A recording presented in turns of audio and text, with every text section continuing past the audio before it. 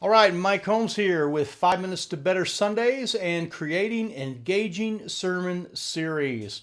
One of the most important things that you can do is create a level of anticipation for people to come to your church and come to your services. And when they know what you're speaking about, it is really a powerful thing. Now, many people wait till the last moment, and I've had times too when the sermon has changed at the last moment. But for the most part, I like to plan out series ahead of time so I know where I'm going. I'm able to just really let my people know at what level they're going to get fed, at what topic they're going to be growing. So I wanted to talk with you about that. Now, I wrote some notes down here, to kind of, help me kind of stay on track here. And here's a couple things. When you're creating those sermon series, try to pick some dates on the calendar where those things fit. We have an upcoming sermon series on family-oriented stuff, and we're going to do that right when school is still in session and just getting out those first few weeks before they all go on vacation, so we can talk about the family. There are many times where the dates and calendars kind of fit different with Christmas and the holidays and back to school, so think about that. The other one is pick your primary principle or scriptures that you're going to do, and of course, this is going to take a lot of prayer and a lot of searching the scriptures, and I'm not sure how you do that. I know how I do it, but just really seek God's will on that and make sure you get your primary scriptures and principles figured out where you're going, and from there then create a series or a set of main points that you want to teach on. Many of the things that we teach, we put way too much information in just one sermon, and it really would turn out to be a great series.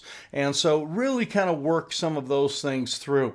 Now, when we work with a series, there's a couple things you want to do. You want to make sure that you're taking people from A to B. In other words, you're getting them somewhere during this time, either through a set of verses or through a particular set of principles that you have already examined. And make sure then also that your presentation is really sharp. When you take time to plan a series, it helps you to sharpen up on the presentation.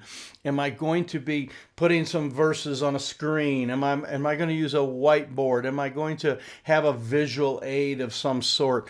When you plan sermon series, it allows you to really spend time thinking ahead of time what would be the best way to illustrate this point.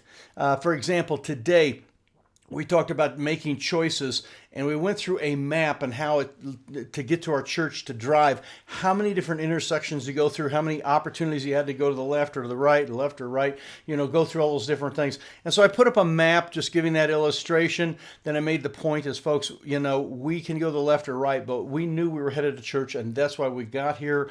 You need to know where you're going with your life, and so don't look to the left or the right, move straight ahead. Proverbs chapter 4 is where all that came from. But that illustration, came early in the preparation of these series. So take some time and put that together and have a sharp presentation. And the last thing in a sermon series, when you plan these out ahead of time, that really helps, and this is what creates this engagement, it's what I call tie-ins. Tie-ins are where your music ties into what you're teaching about. Where, like the advertising, you put out a little, picture or something, advertising of some sort, that ties in. Where your announcements in the bulletin kind of tie in. Where all these different aspects tie into the sermon, and it makes the whole thing unified. These don't come by just, again, thinking these up on Saturday night. These come by thinking these things ahead of months of time and trying to figure out the best way to engage your people. We only have one short shot in life here, and sometimes even a shorter shot with people that just come to church a few times. We want to make sure we get them from A to B. We want to make sure that we help them become engaged and fired up and growing. Our goal here at our church is to create flourishing believers.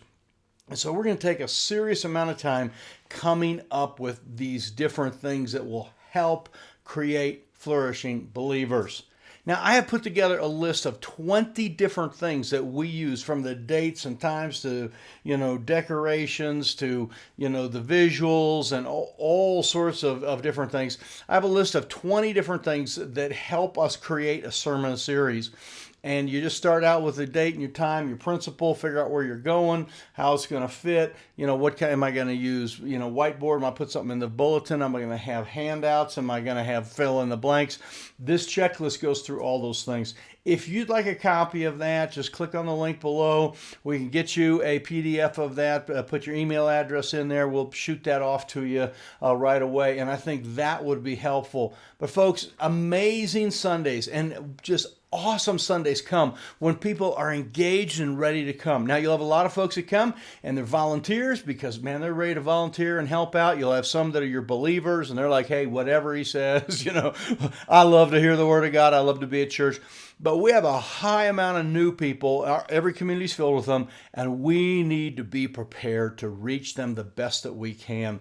So creating engaging sermon series is one of those ways to make the best, absolutely best Sundays you can imagine. So this is Mike at reachkeep.com. Subscribe, hit the button there, and you can subscribe to Reachkeep channel here and get that, or click on the link below, and we will get you this list of 20 different things to help you create your amazing sermon series. So God bless. Thanks so much.